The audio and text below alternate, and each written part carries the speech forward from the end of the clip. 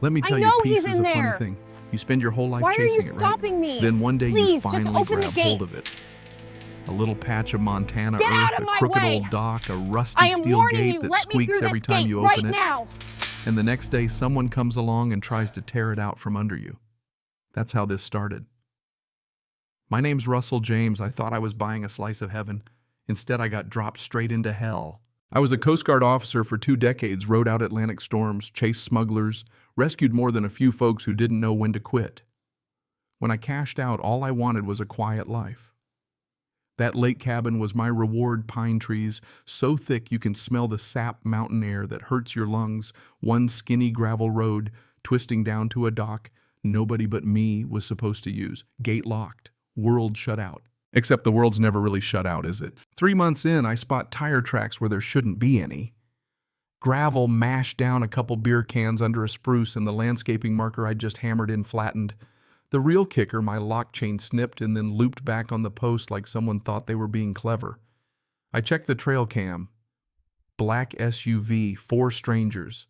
Out come coolers and a Bluetooth tiki torch like my place is their private party spot. They hang out for hours, leave everything tidy, except my privacy. Next day, a letter shows up. Certified stamped, dressed up with the Elk Run Waterside Association logo. Never heard of them. I read it 3 times. They want my gate gone, claim it's obstructing historic access for their HOA. 10 days, or they're going to the county. Problem is, my land isn't part of their little fiefdom. Never was. I paid a lawyer to triple check before I signed anything. Old Hermit, who owned it last, refused to join up, got an official exemption. The county made a special note, no HOA rules, no shared anything. I keep all my paperwork in a fireproof box, just in case. So I call the number on the letter. Woman answers, sharp, cool voice, introduces herself as Karen Wesley, president of Elk Run. You know the type voice like she's never had mud on her shoes? Hi Karen, this is Russell James. Got your letter. I think there's been a mistake. A sigh, all patience and poison. You're calling about the access road. We have records. No, I'm calling about your people breaking onto my land. We believe that road is community property. It's on my deed. County excluded it from the HOA. You can look it up. She doesn't blink. Well, our map shows your driveway overlaps with the original fire access corridor. That makes it shared. I laugh. That corridor was decommissioned and sold off years before the HOA existed. We'll be filing a complaint with the district office, she says. We urge you to remove the gate and resolve this peacefully. I hang up before I say something you can't take back. Next, I call my lawyer, file a report with the sheriff, then drive to the hardware store. I put in a reinforced chain and industrial padlock swap and 2 new trail cams cellular straight to my phone. Motion sensors the works. Montana's cold at night, and as the snow starts falling, I'm leaning against that gate knowing this is just getting started. Couple days pass. Nothing happens, just me, my tools, lake wind, and the sound of ice crackling along the dock. I start to think maybe they got the message. Nope. Friday morning, porch coffee, local paper in hand. The kind with more ads than news when my camera pings. White Suburban. Woman in a red coat, clipboard, 2 men in windbreakers. One flashes a badge, the other's holding bolt cutters. I grab my coat boots on march down the hill. My breath fogs in the morning air. They're at the lock already. Back away from that gate, I bark. The woman, Emily Pritchard, access coordinator, smiles like I'm a puppy. We're here for a community inspection. You're here to trespass, I say. I've already reported you. The old guy with the badge tries to puff up. This road is historically recognized as community access. It's my deed, my fence. You want to see the paperwork? Emily waves her clipboard. We have alternate documentation. I snap. You've got nothing but paper. Mine's notarized on record, and I'll see you in court. She stiffens. We're preparing legal action. Good. In the meantime, expect more cameras and new signs. They leave eventually, but not before I get another envelope with more threats. This one talks about cooperative infrastructure expectations and coordinated removal of obstructive elements. Sounds like a mob shakedown with extra syllables.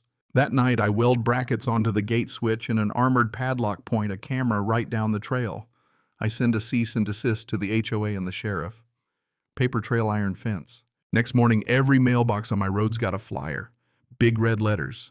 Lake access denied. One man's gate hurts us all. Photos from a drone, my place, my gate. On the back, my name, parcel number. They're playing dirty. I go into town. Most folks roll their eyes, just HOA garbage, but it still rattles me. This is how they build pressure. Get the whole neighborhood to see you as the bad guy. Then 2 a.m. Sunday trail cam buzzes. Hoodie bolt cutters sneaking up. Floodlights snap on. He bolts, but not before the camera catches the plates. I call the cops. They file a report. I'm not waiting.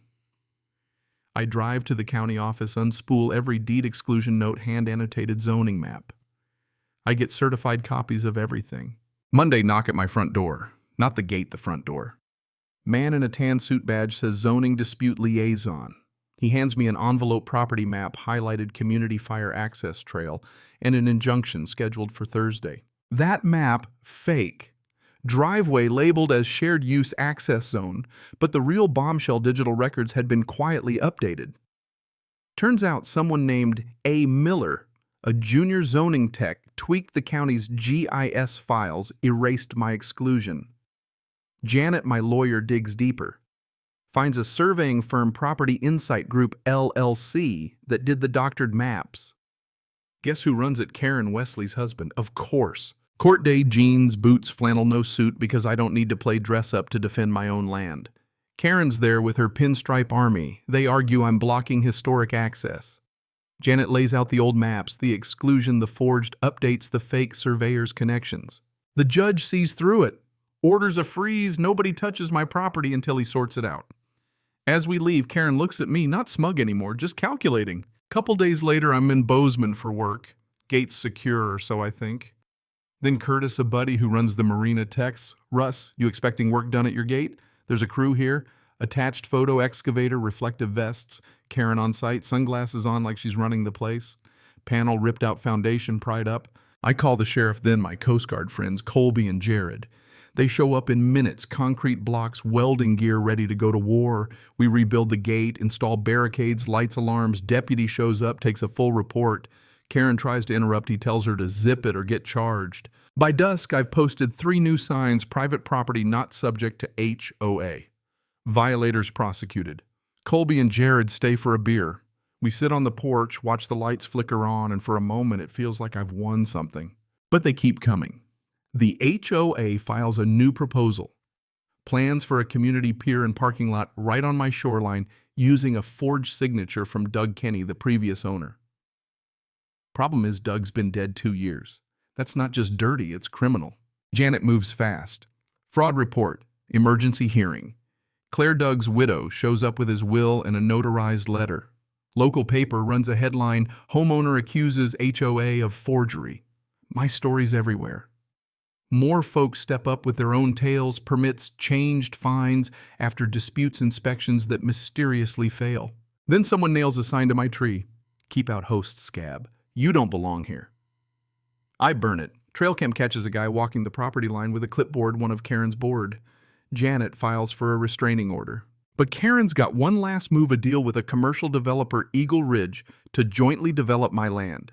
They've already drawn up blueprints for a pavilion and parking lot. I call in favors, former surveyors, inspectors, even a retired zoning board member. I build a dossier, forged signatures, shell companies, land flips, missing money. Monday courtrooms packed, reporters, residents, officials. Janet's cool as ever, lays out the evidence, ties it all to Karen and her LLCs. Forensic analysis of Doug's forged signature, security footage, financial links. Judge Decker's not fooled. She cuts the HOA off at the knees. Restraining order, full freeze, threats of criminal prosecution. Local media runs wild. Attorney General's office opens a case. 2 zoning officials visit my place to check the boundaries on my side this time. Karen's last trick. A friendly offer, 50-year easement through my land in exchange for non-interference. I toss it into the fire. Then 2:37 a.m., 3 figures at my back fence, bolt cutters, post puller. Sheriff arrives fast, cameras catch everything. 2 contractors and a junior HOA board member, all arrested for felony trespass. Karen tries a PR move, sends a woman pretending to be from a community documentary project. Turns out she's from the same developer's PR firm. But by then it's over. I hand the whole case, photos, emails, legal records to the state DOJ. Monday, the sheriff himself arrests Karen for forgery, criminal conspiracy, contempt of court. Reporters film her screaming into the squad car. Headlines everywhere: HOA president arrested in land fraud case. HOA board resigns. County starts a financial audit. Turns out Karen's scheme ran deep. Hundreds of thousands unaccounted for fake grants, shell company payouts. They try to settle. I demand everything: damages, legal fees, public apology, permanent exemption from HOA claims. They fold, and suddenly peace returns. New steel gate cameras, bronze plaque, private property. No HOA access. Trespass equals felony. My dog Max and I sit on the dock, coffee in hand, watch the sunrise over still water. Karen gets 10 years, no parole. Her mugshot's a meme now. Elkron HOA dissolves. Locals reclaim their lots. New owners know the boundaries. And if anybody ever tries my gate again, well, let's just say I'll be ready. Funny thing, though, here's what I really learned. Sometimes the fight for what's right isn't about shouting the loudest or swinging the biggest stick. It's about standing your ground, keeping receipts, and never letting fear steal what you've built. Peace isn't given, it's earned over and over. Now, I want to hear from you. Where do you draw the line between protecting your rights and letting the community in? When does standing up for yourself cross into fighting just for the sake of it? Drop your thoughts below, or better yet, share your own HOA nightmare. You never know who might need to hear it. Cảm ơn các bạn đã xem video của mình.